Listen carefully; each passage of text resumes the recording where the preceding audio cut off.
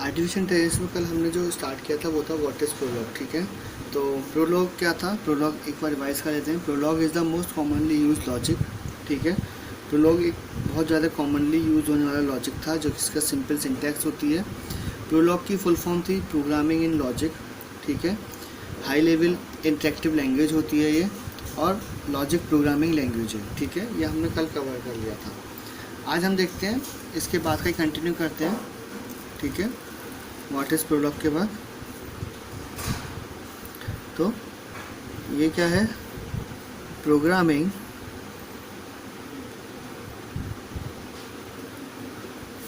Language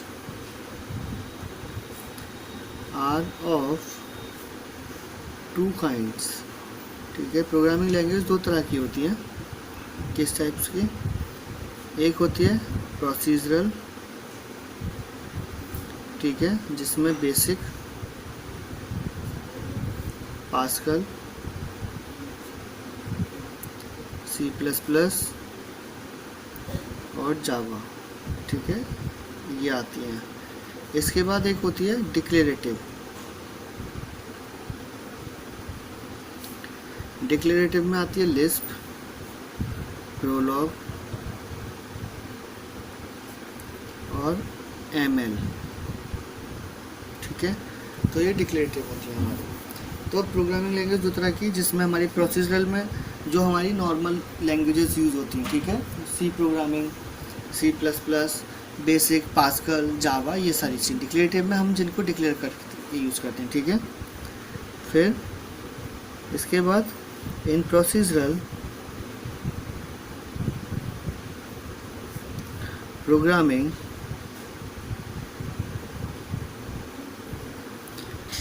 we tell the computer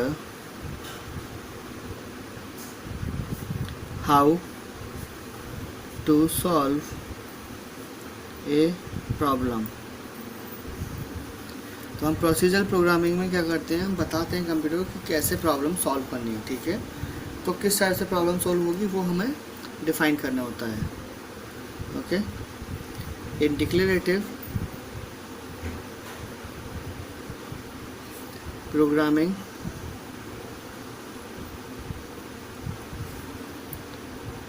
we tell the computer what problem we want solved, ठीक है।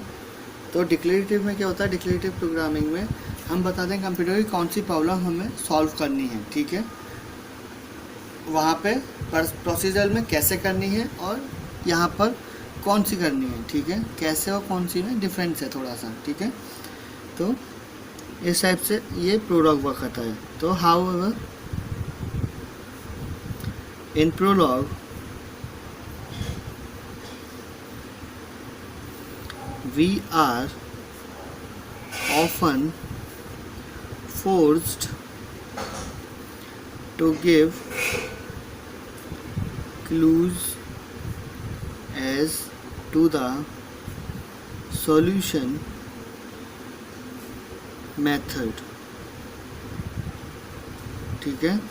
तो क्या होता है, जब जैसे प्रोलॉग होता है तो यहाँ पर प्रोलॉग में क्या होता है, कई बार ऐसा होता है कि हमें फोर्स किया जाता है सॉल्यूशंस को क्लू देने के लिए, ठीक है, ताकि जो हमारा सॉल्यूशन है प्रॉब्लम का वो हम आइडेंटिफाई कर पाएँ, ठीक है।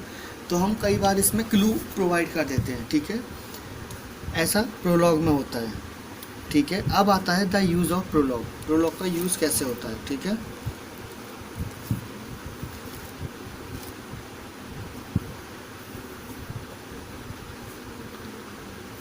The use of prologue.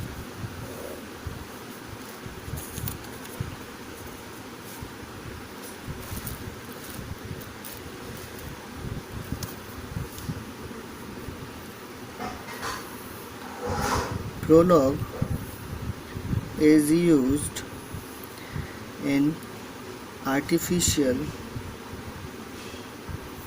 intelligence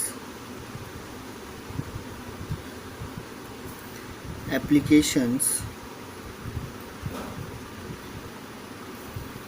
such as, तो प्रोलॉग हमारा आर्टिफिशियल इंटेलिजेंस में यूज़ होता है किस टाइप से, वो आप देखते हैं, ठीक है। तो फर्स्ट है natural language interface,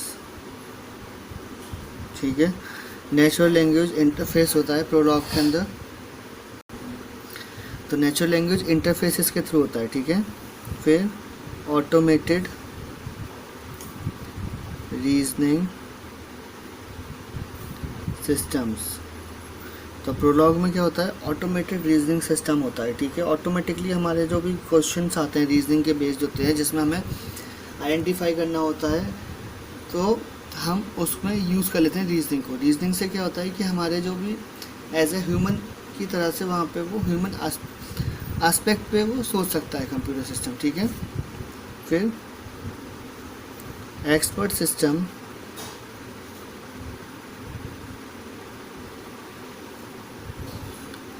usually consist of a data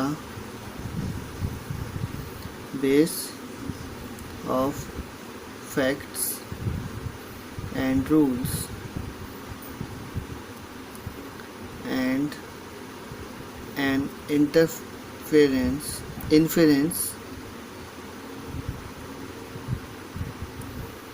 engine. The runtime system of Prolog provides much of the services of an inference engine, okay. तो जो एक्सपर्ट सिस्टम्स होते हैं, ठीक है, यूजली क्या करते हैं, कंसिस्ट करते हैं डेटाबेस को। डेटाबेस भी किस तरह का, जिसमें फैक्ट्स होते हैं, रूल्स होते हैं और एक इन्फेरेंस इंजन होता है, ठीक है। तो ये उस चीज़ पे एक्सपर्ट सिस्टम होता है। इसको एक कम्प्लीटली हम अगर बोलते हैं तो एक्सपर्ट सिस्टम नाम दिया गया है, ठीक है, जिसमें डेटाबेस होता है जो फैक्ट्स और रूल्स का और इन्फेरेंस इंजन होता है, ठीक है। तो ये क्या करता है, रन टाइम सिस्टम जो होता है प्रोलॉग का, वहाँ पर प्रोवाइड करता है सर्विसेज जो इन्फेरेंस इंजन की होती हैं, ठीक है। तो इससे क्या होता है, जो एक्सपर्ट है वो एकदम से प्रॉब्लम को सॉल्व कर देता है, ठीक है। फिर है the use of Prolog, the use of Prolog. तो फर्स्ट है इसमें Prolog is used in artificial intelligence applications such as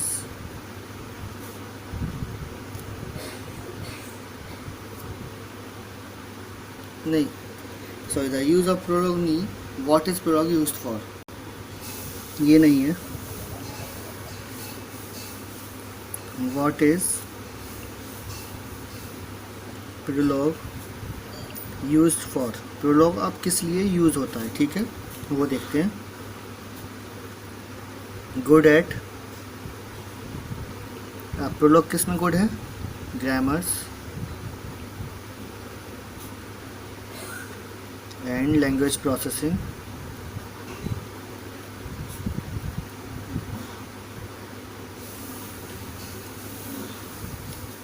फिर knowledge representation and reasoning,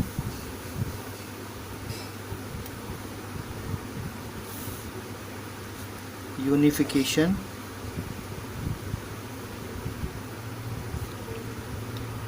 pattern matching,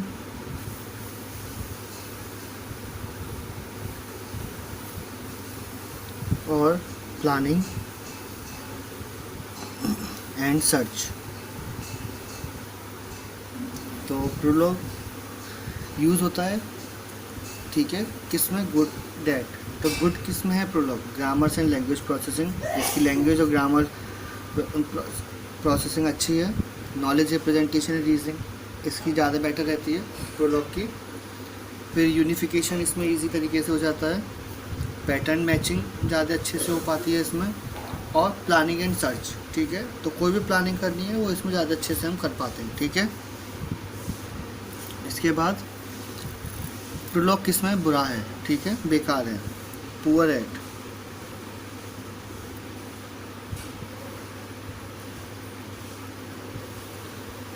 repetitive, number crutching,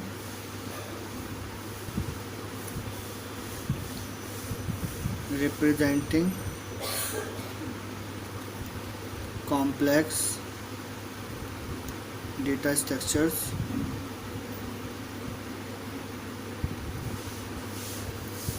input output interfaces। तो प्रोलॉग जो है 3 चीज़ों में बुरा है। रिपीटिटिव, नंबर क्रंचिंग, मतलब रिपीटिटिव नंबर जो होते हैं वहाँ पे प्रोलॉग प्रॉपर वर्क नहीं कर पाता है। फिर रिप्रेजेंटिंग कॉम्प्लेक्स डेटा स्ट्रक्चर्स, यहाँ पर जो कॉम्प्लेक्स डेटा स्ट्रक्चर्स होते हैं प्रोलॉग उसको अच्छे तरीके से रिप्रेजेंट नहीं कर पाता है, ठीक है। फिर आता है इनपुट आउटपुट इंटरफेसेस। तो जो इंटरफेस है इसका, इनपुट का और आउटपुट का, वो बहुत पुअर है, ठीक है। तो इसकी वजह से प्रोलॉग हमें काफ़ी इफेक्ट करता है। इसके बाद आता है बेसिक एलिमेंट्स ऑफ प्रोलॉग, ठीक है, जो कि हम नेक्स्ट वीडियो में कवर करेंगे। आज के इतना ही, थैंक यू।